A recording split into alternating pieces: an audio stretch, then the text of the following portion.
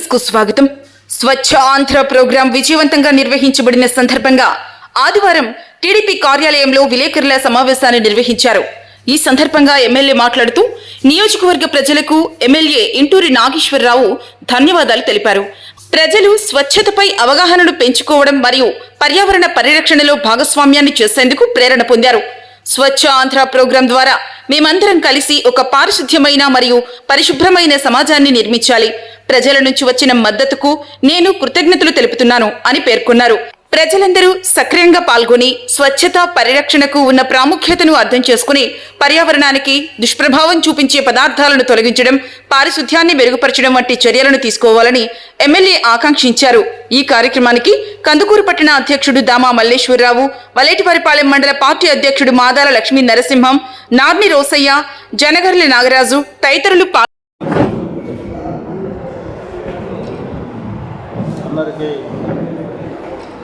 నమస్కారం.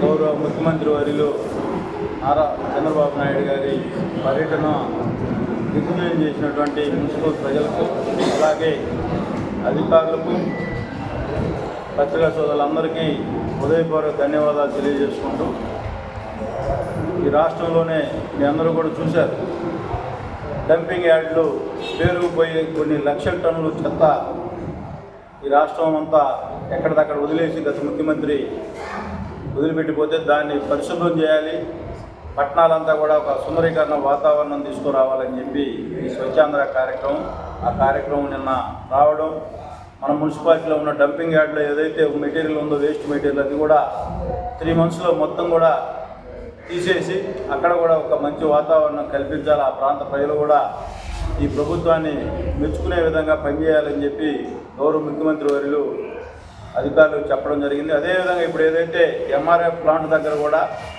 అక్కడ ఉండే ప్రజలు కూడా దాని మీద అపోహలు కొంతమంది సృష్టించి అక్కడ మళ్ళా డంపింగ్ యార్డ్ వస్తుందని చెప్పి ఆ ప్రాంత ప్రజల్ని మభ్యపెట్టే కార్యక్రమం కొంతమంది చేశారు. దానికి కూడా గౌరవ ముఖ్యమంత్రి వర్యులు కలెక్టర్ గారికి క్లియర్గా ఆ విలేజ్ అంతా కూడా మీరు ఎడ్యుకేట్ చేయాలి, చుట్టూరు కాంపౌండ్ వాళ్ళు కట్టాలి, ఏ రోజు ప్రతిరోజు మన మున్సిపాలిటీలో 25 టన్నుల చెత్త వస్తూ ఉంది, ఏ రోజు ఆ రోజు డిస్పోజల్ అవ్వాలి, 1 kg కూడా ఆ ప్రాంతంలో ఉండకూడదని చెప్పి స్ట్రిక్ట్గా కలెక్టర్ గారికి చెప్పడం కూడా జరిగింది. తప్పకుండా ఆ కార్యక్రమం అలాగే మున్సిపల్ అధికారులు కూడా చెప్పడం జరిగింది.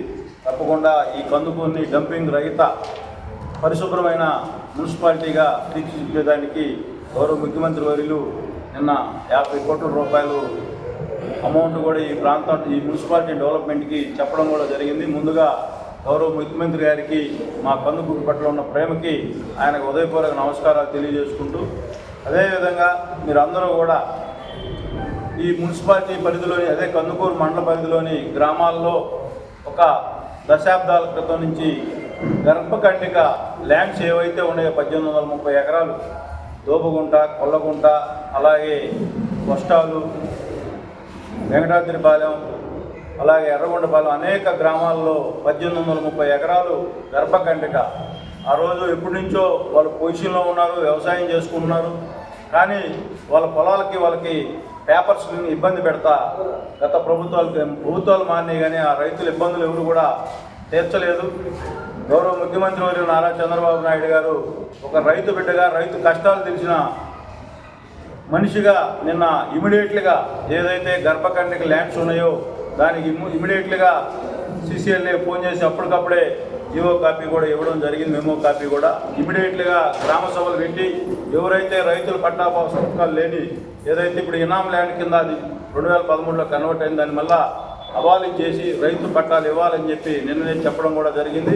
గౌరవ ముఖ్యమంత్రి గారికి ఆ రైతులు నాకు రాత్రి నుంచి చాలామంది ఫోన్ చేశారు, ఎప్పుడు పెద్ద నాయకులు కూడా చేపించేవయ్యా ముఖ్యమంత్రి గారికి చెప్పి మేము చాలా సంతోషంగా ఉన్నామని చెప్తే, నేను కూడా ఒక రైతు బిడ్డగా ఈ ప్రాంతంలో ఉన్న రైతులు, నాకు కూడా ఎలక్షన్లు పోయినప్పుడు కంపల్సరీగా ప్రతి ఊరు పోయినప్పుడు కూడా ఈ గర్భకండిక ల్యాండ్ చాలా మేజర్ ప్రాబ్లంగా ఉన్నాయి. ఆడపిల్లలు పెళ్లి చేసుకునే కూడా ఇబ్బంది పడుతున్నాం, 1 ఎకరం అమ్మాలన్నా, లేకపోతే చదివించుకోవడానికి కూడా ఇబ్బంది పడుతున్నాం అని చెప్పి రైతులు చెప్తే, గౌరవ ముఖ్యమంత్రి గారికి మొన్న లాస్ట్ టైం CCLA కూడా పోయి CCLAలో ప్రభాకర్ రెడ్డి గారిని కూడా కలవడం జరిగింది. ఇమీడియట్లీగా మీరు అడిగేది న్యాయమైన కోరిక, దాన్ని కంప్లీట్ చేస్తామని చెప్పడం. నిన్న గౌరవ ముఖ్యమంత్రి గారు ఈ రైతులకి చెప్పిన మేలు జీవితాంతం ఆ గ్రామ రైతులు ఎప్పుడు కూడా ముఖ్యమంత్రి గారికి జీవితాంతం రుణపడి ఉంటారని చెప్పి ఈ సందర్భంగా తెలియజేసుకుంటూ, అదేవిధంగా ఈరోజు ఈ రాష్ట్రంలో అనేక ఆర్థిక ఇబ్బందులు ఉన్నాయి. ఆ ఆర్థిక ఇబ్బందుల్లో పేదవాడు నష్టపోకూడదని చెప్పి ఒక ఆలోచనతో ఇప్పుడు ఈ గవర్నమెంట్ వచ్చిన తర్వాత ఈ 8 నెలల్లోనే 100 మందికి సీఎం రిలీఫ్ ఫండ్, అలాగే ఎల్ఓసీలు కూడా ఇవ్వడం జరుగుతుంది. గత ప్రభుత్వంలో పేదవాడు హాస్పిటల్కి పోతే భయపడిపోయే పరిస్థితి, 1 లక్ష రూపాయల బిల్లులు కట్టలేక ప్రభుత్వం నుంచి సహాయ సహకారాలు అందక పేదవాళ్ళు ఏ విధంగా ఇబ్బందులు పడ్డారో మనందరం కూడా చూసాం. ఈ ప్రభుత్వం చేతలతో చేసి చూపిస్తున్న ప్రభుత్వం ఈ నారా చంద్రబాబు నాయుడు గారు. ఈరోజు పేదవాళ్ళకి ఈరోజు మళ్ళా కూడా 40 చెక్కుల దాకా వచ్చినాయి. 20 చెక్కులు ఆల్రెడీ రిసీవ్ అయినాయి, మన ఆఫీసుకు రావడం జరిగింది. వాటిని కూడా బెనిఫిషరీస్కి ఈరోజు మా చేతుల మీదుగా అందరికీ కూడా చెక్కులు కూడా ఈరోజు ఇవ్వడం జరుగుతుంది. ఎందుకంటున్నామంటే ఈ ప్రభుత్వం లక్షల కోట్లు అప్పులున్నా కూడా పేదవాడు మళ్ళా ఇబ్బంది పడకూడదు.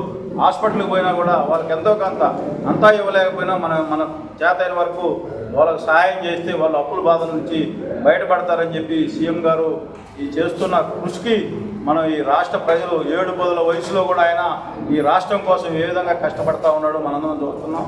గౌరవ ముఖ్యమంత్రి గారికి నిండు ఆరోగ్యాలు ఉండాలని చెప్పి ఈ రాష్ట్ర ప్రజలు, అలాగే నిన్న కందుకూరు వచ్చినందుకు నేను చాలా గర్వంగా ఉన్నా. కందుకూరులో అనేక సమస్యలు ఆయన దృష్టికి తీసుకుపోయాం. త్వరితగతిన అంటే ఇప్పుడుండే బడ్జెట్ మనందరికీ కూడా తెలుసు, ఈ రాష్ట్ర పరిస్థితులు, ఆర్థిక పరిస్థితులు అన్నీ కూడా తెలుసు. తప్పనిసరిగా ఏవైతే నేను తీసుకున్నాడో అన్నీ కూడా గ్రీవెన్స్ చెప్పడం కూడా జరిగింది. 1 by 1 అన్నీ కంప్లీట్ చేస్తామని చెప్పి చెప్పడం కూడా జరిగింది. తప్పకుండా మనం ఏదైతే ఈ మెట్ట ప్రాంతం రైతులను కాపాడాలి సార్, దీన్ని ఈ చెక్ డ్యాముల విషయంలో కానీ రాళ్ళపాడు రిజర్వాయర్ విషయంలో సీరియస్గా తీసుకొని ఈ ప్రాంత రైతులను కాపాడాలని చెప్పి చెప్పడం జరిగింది. అదేవిధంగా ఈ రామాయపట్నం పోర్టు కానీ బీపీసీఎల్ ల్యాండ్స్ రైతులు కూడా ఎలాంటి అపోహలకు గురి కావద్దు. ముఖ్యమంత్రి గారు ఇప్పుడు ఏదైతే రాజధానిలో మనం డెవలప్మెంట్కి తీసుకొని రైతులకు మళ్ళీ ఎట్లా గజాలు కట్టిస్తున్నామో ఆ విధంగా కొంతమంది రైతులు ఎక్కువ పొలాలు ఉన్న రైతులు ఏదైనా ఉంటే కొంత అవుట్లెట్కి ఇచ్చి కొంత ఆ విధంగా వెసులుబాటు కూడా కల్పిద్దామని చెప్పి కలెక్టర్ గారికి కూడా నిన్న క్లియర్గా డైరెక్షన్ ఇచ్చిపోయాడు. గౌరవ ముఖ్యమంత్రి గారికి రైతుల పట్ల, రైతు కూలీల పట్ల ఎంత కమిట్మెంట్తో ఉన్నాడో దానికి ఉదాహరణ అని చెప్పి ఈ సందర్భంగా తెలియజేసుకుంటూ, ఆ ప్రాంత రైతులు కూడా ఎవరు కూడా అపోహలకు గురాల్సిన అవసరం లేదు. మీరు ఒకవేళ ఫ్యూచర్లో ఆ ఏరియా ల్యాండ్ రేట్లు వస్తాయి అనుకుంటే మీరు కూడా ఏదైతే రాజధాని రైతులు ఏ విధంగా డెవలప్మెంట్కి ఇచ్చారో ఆ విధంగా కూడా కొంతమంది రైతులు ఇవ్వాలనే ఆలోచన ఉంటే మేము కూడా కలెక్టర్ గారు కూడా చెప్పడం జరిగింది.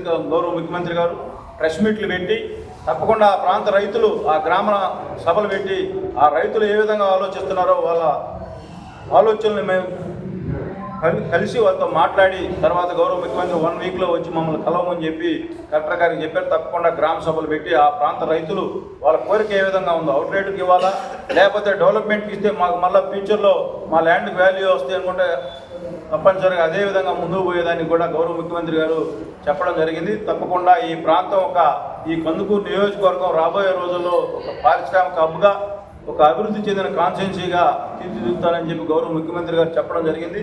ఈ నియోజకవర్గ ప్రజలు జీవితాంతం గౌరవ ముఖ్యమంత్రి గారికి రుణపడి ఉంటారని చెప్పి ఈ సందర్భంగా తెలియజేసుకుంటూ మరొకసారి నిన్న జరిగిన స్వచ్ఛంద కార్యక్రమాన్ని దిగ్విజయం చేసినటువంటి కందుకూరు మున్సిపల్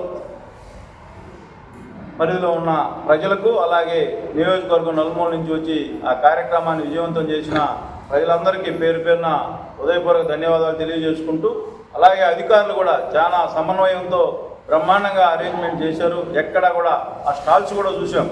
స్టాల్స్ మొత్తం కూడా ఏదైతే వేస్టేజ్ నుంచి మనం చికెన్ వేస్టేజ్ కానీ, ప్రాన్స్ వేస్టేజ్ కానీ ఇవన్నీ కూడా ఏ విధంగా క్యూర్ చేసి ప్లాస్టిక్ వేస్టేజ్ కూడా గత ప్రభుత్వం చెత్త మీద కొనేసింది. ఆ విధంగా కాకుండా చెత్తను కూడా మనం పర్చేజింగ్ తీసుకోవాలని చెప్పి తడి చెత్త, పొడి చెత్త ఆ కార్యక్రమం కూడా నెక్స్ట్ ఐటీసీ వాళ్ళు టేక్ ఓవర్ చేసినట్టున్నారు. మనం కూడా తప్పకుండా అది కూడా ఏదైతే మున్సిపాలిటీలో చేసిన తర్వాత మేజర్ పంచాయతీలు కూడా చేయాలని గౌరవ ముఖ్యమంత్రి గారు చెప్పడం జరిగింది.